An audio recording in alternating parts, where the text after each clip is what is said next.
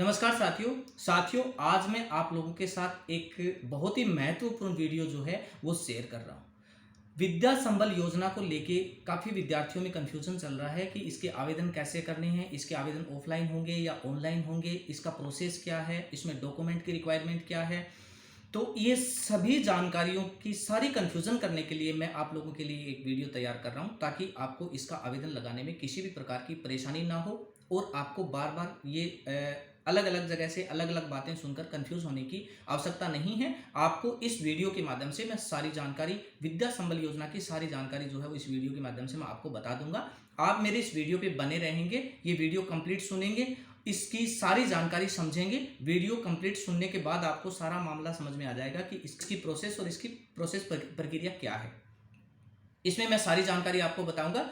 अगर आपने इस चैनल को सब्सक्राइब नहीं कर रखा है तो सबसे पहले आप चैनल को सब्सक्राइब कर लेना, ताकि आपको समय समय पर ये महत्वपूर्ण जानकारियां जो हैं वो समय समय पर आपको मिलती रहें, आपको हर एक प्रकार का सहयोग मिलता रहे। इसलिए आप मेरे वीडियो को लाइक करेंगे, कमेंट करेंगे और सब्सक्राइब करना बिल्कुल नहीं भूलेंगे। तो हम सबसे पहले स्टार्ट करते हैं कि विद्या संबल योजना क्या है और इसमें गेस्ट फैकल्टी के रूप में जो आवेदन स्वीकार किए जाएंगे, यानी जो पोस्ट जो है वो आपको दी जाएंगी, इसका क्या महत्व है और ये आपके लिए कितनी फायदेमंद है।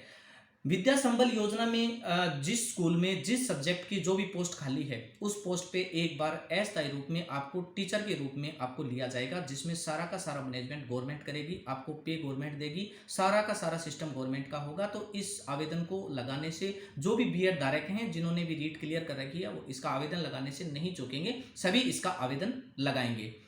अब इसका आवेदन लगाने की जो प्रक्रिया है इसके बारे में मैं आपको बताऊंगा कि इसका आवेदन आपको कैसे लगाना है। सबसे पहले तो मैं आपका एक कंफ्यूजन क्लियर कर देता हूं कि इसका आवेदन जो है वो आवेदन ऑफलाइन होगा, इसका कोई आवेदन ऑनलाइन है। काफी स्टूडेंट्स के मेरे पास कॉल आए हैं कि सर इसका आवेदन ऑफलाइन है या ऑनलाइन है, तो मैं सभी विद्यार्थियों को क्लियर कर देता हूं कि इसका आवेदन जो है वो ऑफलाइन ही होगा।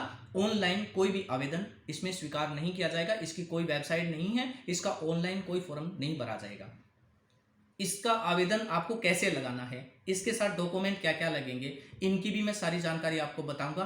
कहां कहां पे पोस्ट खाली हैं इनके बारे में भी मैं आपको सारी जानकारी बताऊंगा। आप वीडियो में अंत तक बने रहना। सबसे पहले मैं आपको बता देता हूं कि मैंने आपको क्लियर कर दिया कि ये मामला सारा का सारा ऑफलाइन है।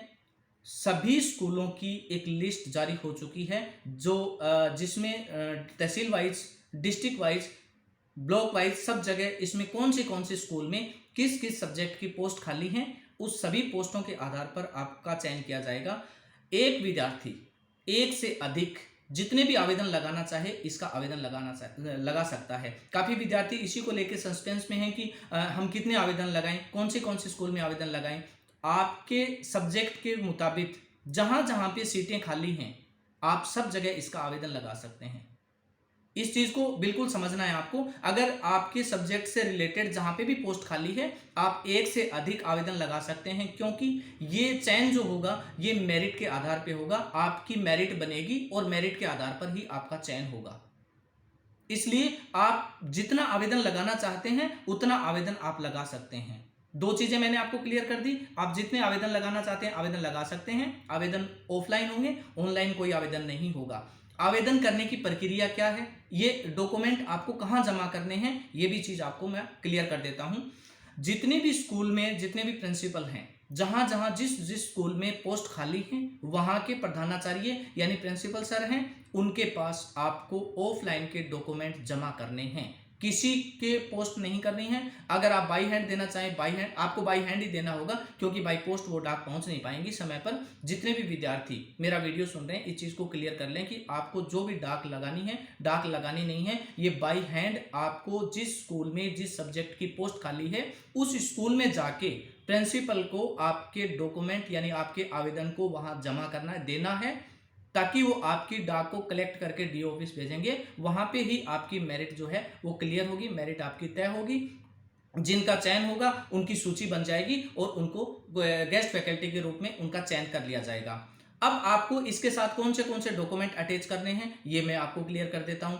इसमें विद्यार्थी बिल्कुल क्लियर सुन लेंगे और समझ लेंगे कि डॉक्यूमेंट कौन से आपको डॉक्यूमेंट वहां पे लगाने हैं। सबसे पहले आपके पास 3 पेज का एक आवेदन पत्र है, जो जिसका पीडीएफ उसके साथ 7 पेज का एक नोटिफिकेशन है जिसके साथ पूरी जानकारी है, कहाँ कहाँ पे स्केल क्या होगा, सारी जानकारी जो है उसकी भर्ती के संबंधित सारी जानकारी है वो उस सारी पीडीएफ में है। सबसे पहले आपको उसको पढ़ना है, समझना है। समझने के बाद आपके पास 3 पेज का जो फॉर्म है उसको ऑफलाइन अपने हाथ से आपकी पूरी जानकारी, आपकी क्वालिफिकेशन की पूरी जानकारी, 2 शपथ पत्र हैं उन पे आपके सिग्नेचर, उन पे आपकी नाम, आपके पिताजी का नाम, ये सारा डिक्लेरेशन आपको कंप्लीट भरना है। उसके बाद आपके डॉक्यूमेंट कौन कौन से लगेंगे, 10th 12th graduation, post graduation, BEd, अगर आपने रीट कर रखी है तो रीट, ये सारे डॉक्यूमेंट, 2 चरित्र प्रमाण पत्र, जाति प्रमाण पत्र, मूल निवास प्रमाण पत्र, आधार कार्ड, जन आधार कार्ड। हो सकता है कुछ डॉक्यूमेंट इसमें कम मांगे हों, लेकिन फिर भी मैं आपको एक जानकारी के मुताबिक बता देता हूं कि ये डॉक्यूमेंट आपको बिल्कुल फोटोकॉपी के सेट करवाने हैं। फोटोकॉपी के सेट करवा के हर एक फॉर्म के साथ, हर एक आवेदन के साथ एक सेट लगाना है। हर एक फॉर्म का एक सेट बनेगा जिसमें इसके 3 पेज होंगे आवेदन पत्र के, और 10th की मार्कशीट, 12th की मार्कशीट, और ग्रेजुएशन की मार्कशीट, बीएड की मार्कशीट, और उसके बाद आपकी रीट की मार्कशीट, उसके बाद जाति प्रमाण पत्र, मूल निवास प्रमाण पत्र, 2 चरित्र प्रमाण पत्र। चरित्र प्रमाण पत्र आपको कहाँ से बनवाने हैं, ये बनवाने हैं आपको स्कूल से बनवा सकते हैं, आप वहाँ पे ग्रेजुएटेड हैं प्रिंसिपल सर, उनसे बनवा सकते हैं आपके चरित्र प्रमाण पत्र, और एक आप गांव से जो सरपंच साहब हैं उनसे भी बनवा सकते हैं, या कोई भी राजपत्रित अधिकारी जो ग्रेजुएटेड ऑफिसर हो उनके भी आप चरित्र प्रमाण पत्र जो है वो बना सकते हैं। 2 चरित्र प्रमाण पत्र आपको उसके साथ ऐड करने हैं। ये सारे डॉक्यूमेंट का एक पूरा लिफाफा बना के आपको जिस स्कूल में आपके संबंधित जो पोस्ट खाली हैं उस स्कूल में जाके आप बाय हैंड वहां पे offline form by hand principal sir को जमा करना है। इसके बाद आपको सिर्फ लिस्ट का इंतजार करना है, बाकी प्रक्रिया जो है वो सारी की सारी डिपार्टमेंट की होगी, और ये स्कूल से कलेक्ट करने के बाद डॉक्यूमेंट डीओ ऑफिस में जाएंगे, वहां पे इनका सबका सारा जो है मेरिट लिस्ट का जो है वो पूरा तैयार होगा। किसी भी विद्यार्थी को किसी भी प्रकार की समस्या आए, कोई चीज़ अगर समझ में नहीं आए तो आप, मैंने वीडियो में सारी चीज़ें बता दी, शायद मेरे को नहीं लगता है कि कोई ऐसी बात रही होगी जो मैंने आपको नहीं बताई होगी और आपको समझ में नहीं आई होगी।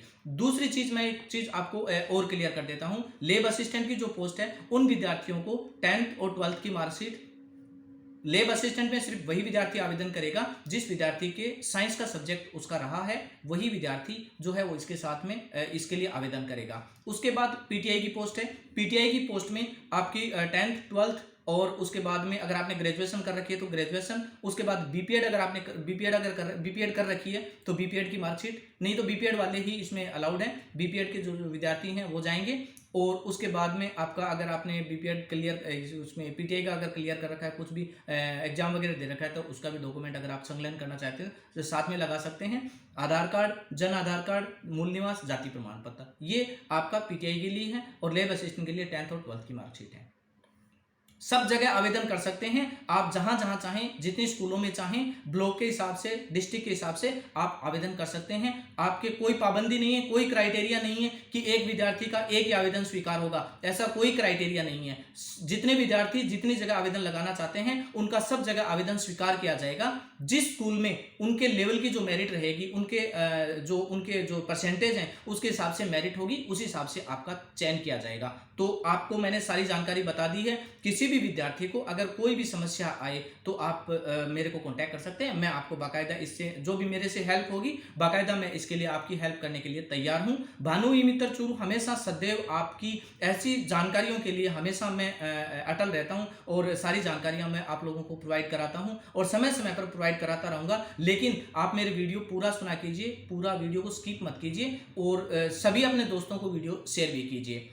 दूसरी चीज, एक बात मैं अंतिम में आपको और बता देता हूं, अगर आपके पास स्कूल की सूची नहीं है, कौन कौन से स्कूल में पोस्ट अवेलेबल हैं, अगर ऐसी जानकारी आपके पास नहीं है तो ये जानकारी मेरे पास अवेलेबल है। आप मेरे से ये जानकारी ले सकते हैं कि कौन से स्कूल में पीटीआई की कितनी पोस्ट हैं, और लैब असिस्टेंट की कितनी पोस्ट हैं, और फर्स्ट ग्रेड, सेकंड ग्रेड और लैंग्वेज सब्जेक्ट के जितने भी पोस्टें हैं उनके सब के अलग अलग चार्ट मेरे पास में है। अगर कोई भी विद्यार्थी को अगर ऐसी कोई समस्या है तो वो व्हाट्सएप पे मेरे को एक मैसेज लिखेगा, और मैसेज लिख के उसमें मैसेज लिख के डाल देगा कि उसको क्या चाहिए, कौन से ब्लॉक की उसको लिस्ट चाहिए, मैं उसी ब्लॉक की या कौन से लेवल की लिस्ट उसको चाहिए, मैं वो लिस्ट आपको अवेलेबल व्हाट्सएप पे करा दूंगा। अगर आप मेरे से दूर हैं, ज़्यादा डिस्टेंस में हैं, तो आप चूरू डिस्ट्रिक्ट की सारे ब्लॉक की लिस्ट मेरे पास है, कौन सी स्कूल में पोस्ट अवेलेबल हैं, उनकी सारी लिस्टें मैं आपको व्हाट्सएप पे आप मेरे को लिख के भेज देना, मैं आपको प्रोवाइड करा दूंगा। वैसे भी भानोई मित्र चूरू का यूट्यूब चैनल है,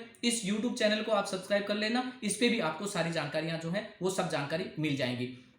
उसके बाद मैं आपको बता देता हूं कि मैं व्हाट्सएप नंबर मैं आपको बता देता हूं कि मैंने